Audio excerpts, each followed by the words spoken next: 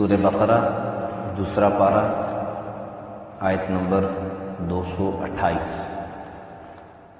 دوسرا پارہ ہے سورہ بقرہ آیت نمبر 228، یعنی 12ویں رکوع کی آخری آیت ہے۔ اعوذ باللہ من الشیطان الرجیم، بسم اللہ الرحمن الرحیم۔ والمطلقات يتربصن بأنفسهن ثلاثة قروء ولا يحل لهن أن يكتمن ما خلق الله في أرحامهن إن كن يؤمن بالله واليوم الآخر وبعولتهن أحق بردهن في ذلك إن أرادوا إصلاحا ولهن مثل الذي عليهن بالمعروف وللرجال عليهن درجة والله عزيز حكيم۔ صدق اللہ العظیم۔ والمطلقات، اور طلاق والی عورتیں، یتربصن، روکے رکھیں اپنے آپ کو یا انتظار میں رکھیں، بانفسہن، اپنے آپ کو، اپنے نفسوں کو، ثلاثۃ قروء۔ قرأ اصل میں زمانے کو کہتے ہیں، یہاں پہ قروء سے کیا مراد ہے انشاءاللہ تفصیل میں عرض کریں گے۔ 3 زمانے یعنی 3 حیض۔ ولا یحل لہن، اور ان کے لیے حلال نہیں ہے، ان یکتمن، کہ وہ چھپائیں، ما خلق اللہ فی ارحامہن، جو پیدا کیا ہے اللہ تعالیٰ نے ان کے رحموں میں، ان کن یؤمن باللہ والیوم الآخر، اگر وہ ایمان رکھتی ہیں اللہ پر اور آخرت کے دن پر، وبعولتہن، اور ان کے خاوند، احق بردہن، یہ حق رکھتے ہیں ان کو لٹانے کا، فی ذالک، اس مدت میں، ان ارادوا اصلاحا، اگر صلح سے رہنا چاہیے، یعنی اصلاح کا ارادہ کریں۔ وَلَهُنَّ مِثْلُ الَّذِي عَلَيْهِنَّ بِالْمَعْرُوفِ، اور عورتوں کا بھی حق ہے جیسا کہ مردوں کا حق ہے، علیہن، ان عورتوں پر، بالمعروف، دستور کے مطابق۔ وَلِلرِّجَالِ عَلَيْهِنَّ دَرَجَةٌ، اور مردوں کو عورتوں پر فضیلت ہے، درجہ ہے۔ واللہ عزیز الحکیم، اللہ تعالیٰ زبردست اور حکمت والا ہے، تدبیر والا ہے۔ اس سے پہلے قسم کا مسئلہ گزرا کہ قسم کون سی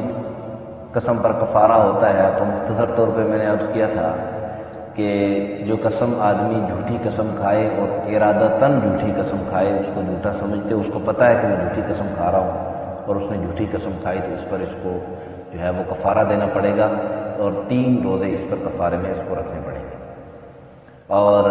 ایک آدمی ہے، اس کی ویسے ہی تکیہ کلام ہے، اور بس ویسے بات پہ قسم سے فلانا، قسم سے فلانا، ایسے فلانا سے، ایسے ایک تکیہ کلام ہے، اس کو قسم لغو کہتے ہیں۔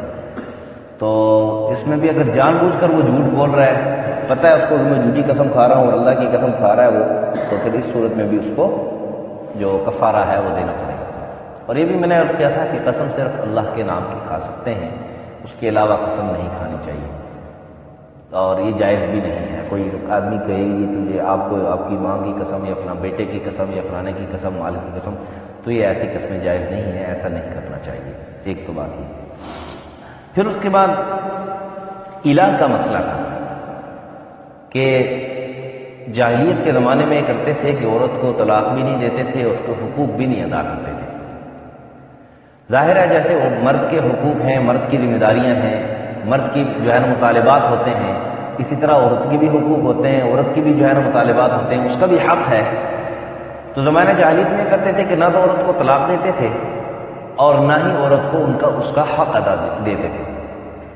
تو اس کے لیے جو ہے وہ، چونکہ شریعت نے، میں نے عرض کیا تھا کہ عورت کو حقوق دیے ہیں اور بھرپور حقوق دیے ہیں، اتنے حقوق کوئی کسی قسم کی تنظیم عورتوں کو اتنے حقوق نہیں دے سکتی جو شریعت نے دیے ہیں۔ تو شریعت نے پھر اس کی روک تھام کے لیے اللہ تعالیٰ نے فرمایا کہ جو مرد اپنی عورت کو اور عورت کے پاس ارادتاً 4 مہینے کے لیے نہیں جائے گا اور یہ ارادہ کر لے کہ میں اپنے آپ کو جو ہے نا یعنی قسم کھا لے یا یہ اپنی عورت سے کہہ دے کہ میں آپ کے پاس نہیں جاؤں گا یا کبھی بھی نہیں آپ کے پاس آؤں گا، یا یہ کہہ دے کہ میں 4 مہینے سے زیادہ کی مدت کا تعین کر لے کہ میں اتنے جو ہے نا وہ دن آپ کے پاس نہیں آؤں گا، تو اس صورت میں اگر وہ 4 مہینے سے پہلے عورت کے پاس چلا جاتا ہے تو اس صورت میں عورت تو اس پر حلال ہوگی لیکن قسم کا کفارہ ادا کرے گا۔ لیکن اگر 4 مہینے عورت کے پاس نہیں جاتا ہے تو اس صورت میں پھر عورت اس پر جو ہے وہ طلاق پڑ جائے گی، طلاق بائنہ اس پر پڑ جائے گی، عورت اس کے نکاح سے نکل جائے گی، عدت گزار کر عورت دوسری جگہ شادی کر سکتی ہے۔ یہ شریعت نے عورت کو حق دیا ہے کہ یہ نہیں ہے کہ ایک آدمی عورت کے پاس جاتا بھی نہیں ہے، اس کو حقوق بھی نہیں ادا کرتا ہے اور اس کو طلاق بھی نہیں دیتا، لٹکایا رہتا ہے۔ تو شریعت نے اس کی روک تھام کے لیے پھر یہ مسئلہ وضع کیا کہ ایلا۔ بہت سارے وہ ساتھی ایسے ہوتے ہیں کہ اپنی عورت سے اپنی اہلیہ سے ناراض ہوتے ہیں، اس کو کہتے ہیں میں آپ کے پاس نہیں جاتا، اس پر سالوں گزر جاتے ہیں اور اس کے پاس چلے جاتے ہیں جی میں نے تو طلاق دی نہیں۔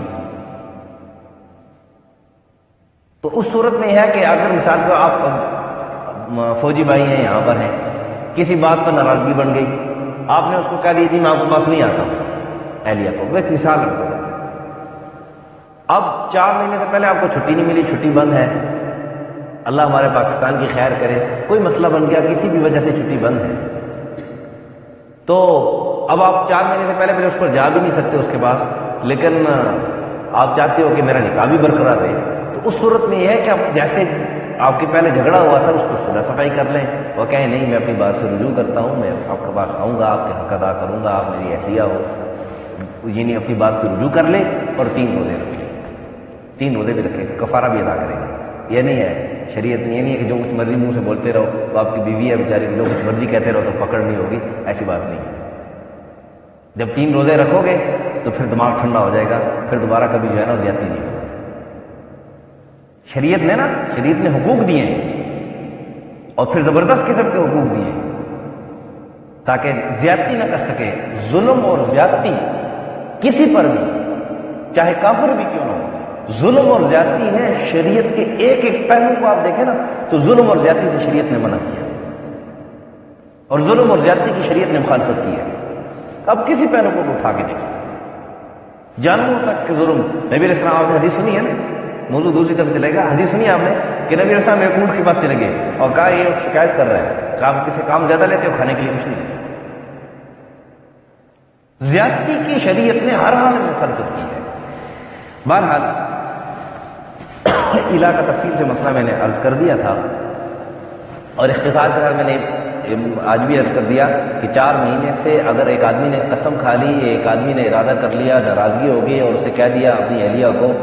4 مہینے سے زیادہ کی، یعنی اس کی 3 صورتیں بن سکتی ہیں۔ یا تو اس نے 4 مہینے سے کم کی مدت کا تعین کیا کہ میں 4 مہینے سے مثلا 10 دن آپ کے پاس نہیں آؤں گا، اس سے ناراضگی جی میں اتنے عرصے کے لیے آپ کے پاس نہیں آؤں گا، ناراضگی کے طور پر، علیحدگی کے طور پر، اور یا پھر یہ کہہ دیا کہ جی میں 20 دن یا مہینہ 2 مہینے، اگر 4 مہینے کا تعین کر دیا یا اس سے زیادہ کا تعین کیا، پہلی صورت کیا ہے کہ 4 مہینے سے کم کا تعین کیا، دوسری صورت کیا ہے کہ اس نے مدت کے تعین ہی نہیں کیا، بس میں آپ کے پاس کبھی نہیں آؤں گا، اور تیسری صورت یہ ہے کہ اس نے 4 مہینے سے زیادہ کی مدت کا 4 مہینے یا اس سے زیادہ کی مدت کا تعین کیا۔ تو پہلی صورت میں کہ 4 مہینے سے کم کی مدت کا اس نے تعین کیا، اس میں یہ ہوگا کہ اگر جتنی مدت کا اس نے تعین کیا ہوا تھا 10 دن 20 دن 25 دن 30 دن جو بھی تھے، اس سے پہلے اگر یہ اپنی اہلیہ کے پاس جائے گا تو اس صورت میں یہ کفارہ ادا کرے گا۔ اگر اس کے بعد جائے گا 4 مہینے کے اندر ہی جا رہا ہے جو اس نے تعین کیا تو اس کے بعد تو پھر کفارہ تو نہیں ادا کرے گا، لیکن یہ ہے کہ ایسی صورتوں سے بچنا چاہیے۔ اور اگر اس نے 4 مہینے سے زیادہ کا تعین کیا ہے یا 4 مہینے کا تعین کیا ہے تو اس صورت میں اگر یہ اب چاہتا ہے کہ میری بیوی میری نکاح میں رہے تو پھر 4 مہینے سے پہلے رجوع کر لے اور اپنی جو قسم ہے اس کا کفارہ ادا کر لے۔ اس کے لیے ضروری نہیں ہے کہ آدمی نے قسم کھائی ہو کہ میں قسم سے آپ کے پاس نہیں جاؤں گا، ناراضگی ہوگی اس کو کہہ دیا تو آج مسلمان کی، میں اکثر عرض کیا کرتا ہوں کہ مسلمان کی بات ہی اس کا وعدہ ہوتا ہے، مسلمان کی ایک بات ہے، بات اس نے کر دی تو تب وہی اس کا وعدہ ہوتا ہے۔ بہرحال جو آج کا سبق ہے اس میں ہے کہ ایک عورت ہے اس کو طلاق ہو گئی، تو اب وہ کتنے عرصہ جو ہے وہ دوسرے مرد تک کتنے عرصے تک شادی نہیں کر سکتی، نکاح نہیں کر سکتی۔ تو اس کے لیے یہ ہے کہ ایک عورت ہے اس کو طلاق ہوئی ہے یہ جو صورت ہے چونکہ پوری آیت کا اگر نظر کریں تو یہ طلاق رجعی ہے، کسی آدمی نے اپنی عورت کو ایک طلاق دی ہے، ایک طلاق دی ہے، ان طلاق رجعی دی ہے، تو اس صورت میں وہ اپنی عورت سے عدت کے اندر اندر رجوع کر سکتا ہے۔ اگر عدت کے اندر اندر رجوع نہ کی تو اس صورت میں آٹومیٹکلی طور پر اس کو دوسری طلاق میں پڑ جائے گی۔ اب یہ عورت نکاح کے ذریعے اس کی جو نکاح میں آ سکتی ہے۔ اب جب عدت گزر گئی پھر اس مرد کا اختیار ختم ہو گیا۔ ہاں عدت ہے، عدت کے اندر اندر عورت اگر نہ بھی چاہے تب بھی مرد اس سے رجوع کر سکتا ہے، اس کی بیوی رہے گی، اور یہ ایک طلاق تو واقع ہوئی ہوگی، پھر اس کے بعد اب دو طلاقوں کا اس کے پاس اختیار رہے گا۔ ایک تو یہ بات سمجھیں۔ دوسری بات یہ ہے کہ یہ جو مسئلہ ہے، تین جو حیض ہے، تین ہے، عورت کو طلاق پڑ جائے تو تین حیض گزارے گی، مکمل تین حیض پر آئیں گے، اس صورت میں اس کے بعد یہ عورت نکاح کر سکتی ہے۔ اور اس کے لیے اللہ تعالیٰ نے کہا کہ وَلَا يَحِلُّ لَهُنَّ أَن يَكْتُمْنَ مَا خَلَقَ اللَّهُ فِي أَرْحَامِهِنَّ، کہ جو ان کے پیٹ میں اللہ نے پیدا کیا ہے، یعنی اگر یہ ہے تو ان کو بیماری آ رہی ہے، حیض آ رہا ہے، تب بھی اس کو چھپائے نہ، واضح کریں۔ یعنی واضح کرنے کا مطلب یہ نہیں ہے کہ اعلان کریں، مطلب یہ ہے کہ جو اس کے جو ورثاء ہیں ان کو پتہ ہو کہ اس کو تم حیض آ رہے ہیں، تاکہ اس کے تین حیض پورے ہو جائیں، تاکہ اس کے بعد اس کے اگلے نکاح کا انتظام ہو سکے۔ یا اگر اس کو حمل ٹھہرا ہوا ہے تو اس کو چھپائے نہ۔ بعض عورتیں ایسی ہوتی ہیں کہ ان کو طلاق ہو جاتی ہے، تب ان کو حمل ہوتا ہے، تو حمل کا جو اگر ایک عورت حاملہ ہے تو اس کی عدت اور ہے، ایک عورت حاملہ ہے اس کا عدت اور ہے، ایک عورت کو طلاق ہوئی ہے اس کی عدت اور ہے، اور ایک عورت کا خامد فوت ہوا اس کی عدت اور ہے۔ یہ تین الگ الگ صورتیں ہیں۔ اگر ایک عورت حاملہ ہے اس کی عدت یہ ہے کہ وضع حمل،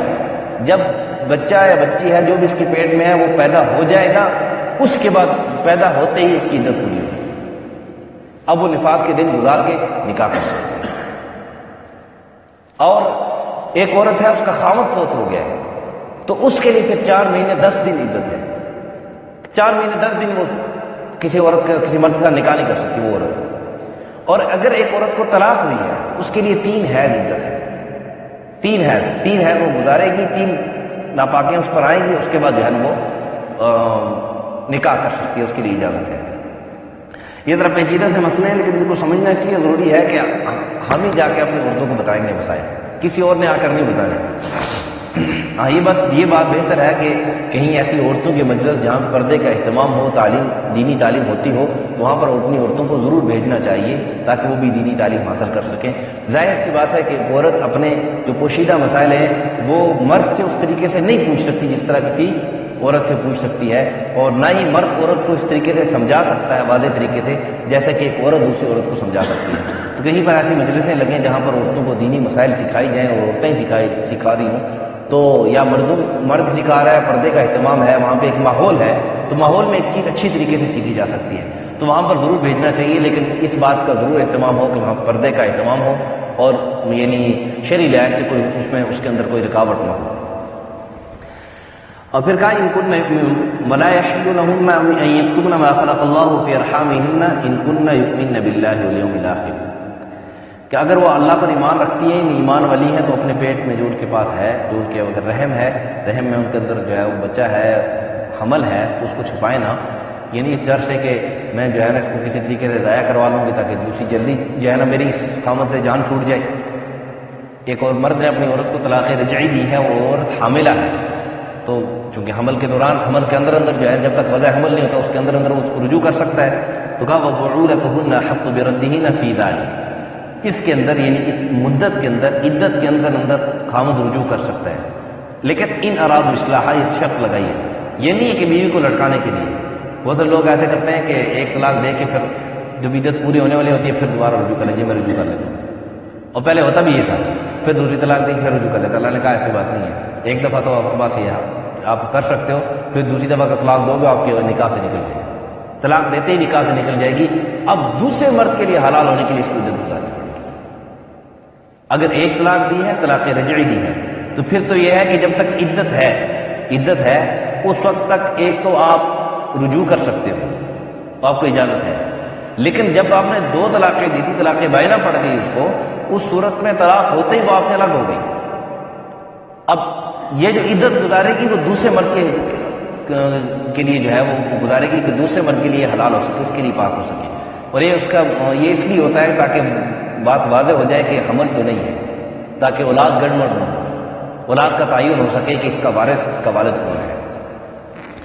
پھر یہاں پر ایک بات کی کہ وَلَهُنَّ مِثْلُ الَّذِي عَلَيْهِنَّ بِالْمَعْرُوفِ، یہ مرد زیادہ چوڑے نہ ہو کہ حج ہم بڑے ہیں، ہمارے حقوق ہیں سارے۔ اللہ نے کہا کہ جیسے کہ عورتوں کا حق ہے یعنی مردوں کے لیے جو ہے وہ یہ ہے کہ وہ عورتیں مردوں کے حقوق ادا کریں، اسی طرح مردوں کو بھی چاہیے عورتوں کو بھی ایک تسلی دی جا رہی ہے کہ مردوں کے بھی آپ پر حقوق ہیں، مرد کے ذمہ بھی آپ کے حقوق ہیں، مرد کو بھی چاہیے کہ آپ کے حقوق ادا کریں بالمعروف، دستور کے مطابق۔ اچھا یہ دستور کے مطابق اس لیے کہا نا کہ بہت ساری عورتیں ایسی ہوتی ہیں کہ ان کو پتہ ہوتا ہے کہ میرا خاوند غریب ہے، وہ ہر ماہ مجھے جوڑا نہیں لے کے دے سکتا، لیکن ویسے ہی چیخنا چلانا بھی مجھے خرچہ نہیں دیتا ہے، اس کو پتہ ہے کہ میرا خاوند اتنا دے نہیں سکتا، اپنی اس طرح خاوند کے ذمہ اپنی استطاعت کے مطابق اس کا نان نفقہ کا انتظام یہ ضروری ہے، اپنی استطاعت کے مطابق۔ اگر اللہ نے کسی کو توفیق دی ہے، اچھی توفیق دیا، اچھا جوڑا لے کے دے دے، اچھا کھانا پینا کھلائے، اچھی رہائش دے، لیکن اچھے کی توفیق نہیں ہے تو پھر عورت کو نہیں چاہیے کہ وہ مطالبہ کرے، اچھے کی مطالبہ کرے، اگر کہ اس کو پتہ ہے کہ اس کے پاس اتنی استطاعت ہی نہیں ہے۔ اور پھر کہا کہ وَلِلرِّجَالِ عَلَيْهِنَّ دَرَجَةٌ۔ بہرحال یہ جو بات کہتی نا کہ مردوں کے لیے بھی جیسے مردوں کے ذمہ حقوق ہیں عورتوں کے، ایسے عورتوں کے ذمہ حقوق ہیں مردوں پر، دونوں کے ایک دوسرے پر حقوق ہیں، یعنی دونوں کو چاہیے کہ ایک دوسرے کو حقوق ادا کریں دستور کے مطابق۔ اچھا دستور کے مطابق کا ایک مطلب یہ بھی ہے کہ مرد یہ کہے کہ جی میرے آپ پر حقوق ہیں تو ٹھیک ہے میں گھر میں بیٹھتا ہوں اور آپ جا کے میرے لیے کما کے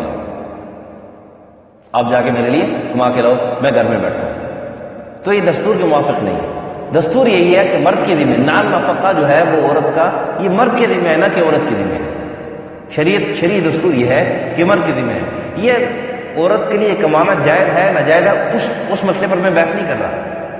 اگر شریعت جو ہے وہ پردے کا لحاظ ہے، شریعت کے جو ہے کسی قانون کی خلاف ورزی نہیں ہو رہی تو اس صورت میں عورت کے لیے کمانا جائز ہے، اس کے اندر کوئی حرج نہیں ہے، عورت کما سکتی ہے اگر شرعی اصولوں کی پاسداری کر رہی ہے، تو کوئی اس کے اندر حرج نہیں، وہ ایک الگ مسئلہ ہے۔ لیکن ایک آدمی پیسے کما سکتا ہے، سب کچھ کر سکتا ہے، لیکن گھر بیٹھ گیا جی میرے لیے عورت جا کے کما کے، کہا بالمعروف، دستور کے موافق بات ہونی چاہیے، دستور کے جو ہے نا وہ خلاف بات نہیں۔ وَلِلرِّجَالِ عَلَيْهِنَّ دَرَجَةٌ، لیکن یہ جو اختیار ہے طلاق کا اور رجوع کا، یہ اختیار اللہ تعالیٰ نے مرد کو دیا ہے، اس اعتبار سے مرد کو فضیلت ہے عورت پر، یہ اختیار اللہ تعالیٰ نے مرد کو دیا ہے، اور اس لیے کہ عورتیں جو ہے نا مرد کی بنسبت ناقصات العقل بھی ہوتی ہیں، اور اتنی ان کے اندر یہ نہیں ایک سٹینڈ لینے کا یا ایک بات کرنے کا، اللہ تعالیٰ نے ایک صلاحیت رکھی ہے وہ مرد کے اندر عورت کی بنسبت زیادہ رکھی ہے۔ باقی جو ہے وہ مرد یہ کہے کہ جی میں آپ سے افضل ہوں اس لیے جو ہے نا آپ میری غلام بن کے رہو، ایسی بات نہیں ہے۔ یہ جو آیت ہے نا وَلَهُنَّ مِثْلُ الَّذِي عَلَيْهِنَّ بِالْمَعْرُوفِ، اصل میں نا بہت سارے لوگ شریعت پر جب انگلی اٹھاتے ہیں نا تو وہ آیت کا ایک ٹکڑا لے لیتے ہیں، پوری بات کو نہیں دیتے ہیں۔ آج بہت سارے جو ہے نا تنظیمیں، بہت سارے لوگ جو ہے وہ دین پر اسلام پر انگلی اٹھاتے ہیں کہ دیکھو جی عورت کو حقوق نہیں دیے، عورت کو ماتحت بنایا، یہ کیا وہ کیا، بہت ساری باتیں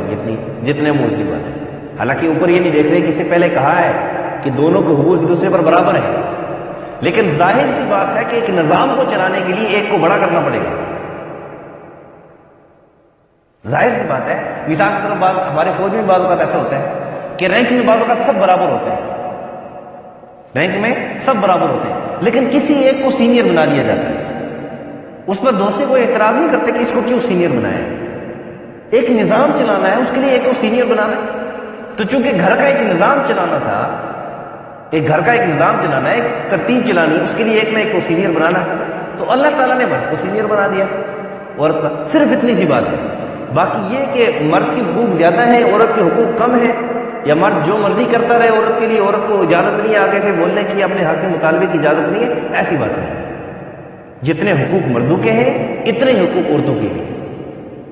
یہ نہیں ہے کہ مرد کہے جی میں تو عورت تو میرے حقوق سارے ادا کرے، میں اس کو کوئی حق ادا نہ کروں۔ شریعت ایسی ترغیب نہیں دی، شریعت نے یہ ترغیب دی ہے کہ مرد بھی عورتوں کے حقوق ادا کرے، عورتیں بھی مرد کے حقوق ادا کریں۔ واللہ عزیز الحکیم، اللہ زبردست اور حکمت والا ہے، تدبیر والا ہے کہ اللہ کو پتہ ہے کس کو سینئر بنانا ہے، کس کو جونیئر بنانا ہے۔ والمطلقات يتربصن بأنفسهن، اور مطلقہ عورتیں، طلاق والی عورتیں اپنے انتظار میں رکھیں اپنے آپ کو ثلاثة قروء، 3 حیض تک، ولا يحل لهن أن يكتمن ما خلق الله في أرحامهن، اور ان کے لیے حلال نہیں کہ وہ چھپا کے رکھیں ما خلق اللہ، جو پیدا کیا ہے اللہ تعالیٰ نے، فی ارحامہن، ان کے رحموں میں، ان کے پیٹ میں، ان کننا یؤمننا، اگر وہ ایمان رکھتی ہیں باللہ اللہ پر، والیوم الآخر، اور آخرت کے دن پر، وبعولتہن، اور ان کے خامد، ان کے خامدوں کے لیے احق بردہن، وہ اس کو لٹانے کا حق رکھتے ہیں، فی ذالک، اس مدت میں، ان ارادوا اصلاح، اگر وہ اصلاح چاہیں، اچھا سلوک رکھنا چاہیں، وَلَهُنَّ مِثْلُ الَّذِي عَلَيْهِنَّ، اور عورتوں کا بھی حق ہے، مثل الذی، جیسا کہ مردوں کا حق ہے، علیہن، ان پر، بالمعروف، دستور کے موافق، وَلِلرِّجَالِ عَلَيْهِنَّ دَرَجَہ، مردوں کو عورتوں پر فضیلت ہے، واللہ عزیز حکیم، اور اللہ تعالیٰ زبردست اور حکمت والا ہے۔ یعنی وَلَهُنَّ مِثْلُ الَّذِي عَلَيْهِنَّ بالمعروف کا ایک مطلب یہ بھی ہے کہ بعض اوقات جب نکاح ہو رہا ہوتا ہے اس وقت کمٹمنٹ بعض اوقات لوگ کرتے ہیں کہ بھئی یہ چیز ایسے کرو، یہ چیز ایسے ہونی چاہیے، مرد کو یہ حق ملنا چاہیے، مرد والے کہتے ہیں جی ہم، ان کی کوشش یہ ہوتی ہے کہ ہماری طرف جو ہے نا حقوق زیادہ آئیں، ان کی طرف سے کوئی مطالبہ نہ ہو، عورتوں کی طرف سے ہوتا ہے کہ ان کی طرف سے کوئی مطالبہ نہ ہو، تو شریعت نے آسان سا حل بتا دیا کہ دونوں کے ایک دوسرے پر حقوق ہیں، اور بالمعروف، دستور کے موافق، جو دستور ہے، جو ضرورت ہے، جو شریعت کا حکم ہے، اس کے موافق ایک دوسرے کے حقوق ادا کریں، فضول مطالبات کسی کو نہیں کرنے چاہیے۔ اور آپ دیکھتے ہیں کہ اکثر جو شادیاں ٹوٹتی ہیں، جو گھر بچھڑتے ہیں، اجڑتے ہیں، اور خاندان آپس میں جو ہے نا ایک دوسرے کے مخالف ہوتے ہیں، جدا ہوتے ہیں خاندان، اکثر ان کی آپ بنیادی بات دیکھیں نا، بنیادی تو یہ بے جا، بے ضرورت، بغیر ضرورت کے، شریعت کے خلاف ویسے فضول مطالبات ہوتے ہیں، بعد میں پھر پورے نہیں کر پاتے، اس بنا پر پھر لڑائیاں جھگڑے ہوتے ہیں اور پھر گھر بھی ٹوٹتے ہیں۔ اللہ ہم سب کو سمجھ اور عمل کی توفیق عطا فرمائے۔ الحمد للہ رب العالمین، والعاقبۃ للمتقین، والصلاۃ والسلام علی اشرف الانبیاء والمرسلین، وعلی الملائکۃ المقربین، وعلی عباد اللہ الصالحین۔ ربنا ظلمنا انفسنا وان لم تغفر لنا وترحمنا لنكونن من الخاسرین۔ اللهم ارحم على حالنا ولا تنظر الى سوء اعمالنا۔ اللهم اشف مرضانا ومرضى المسلمين، اللهم اقض حاجاتنا عن الغيب، وصلى الله على النبي الكريم محمد وعلى آله وصحبه۔ جزاك الله۔